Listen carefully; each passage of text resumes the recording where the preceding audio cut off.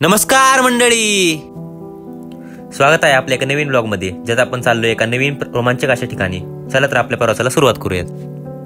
किल्ले फिरस्ती म्हणलं की मनाला एक वेगळीच ऊर्जा येते. असं वाटतं की या जगात आणखी कोणतीच गोष्ट नाही, आणि त्यात पावसाची सर लाभली की विशेष खोल. आजचा जो प्रवास आहे तो देखील असाच आहे, एकदम मन भारावून टाकणारा.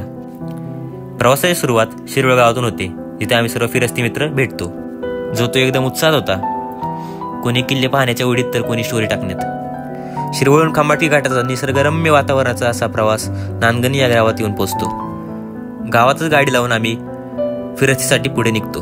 मनी महाराजांचं नाव आणि डोळ्यासमोर उंच डोंगर रांगा, अगदी एखाद्या सह्याद्री प्रेमीच्या स्वप्नासारखं. डोंगरांच्या पायवाटांपासून ते घनदाट जंगलांच्या रांगींपर्यंत सर्व काही अनुभवलो या प्रवासात. झाडझुडपातून निघता निघता समोर गोरक्षनाथांचं मंदिरांचं दर्शन होते.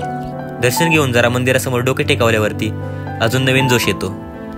पुढे चालता चालता आमची वाटचाल कमळमाचीपर्यंत येऊन पोहोचते, जिथे आमची एका नवीन आव्हानाशी भेट होते.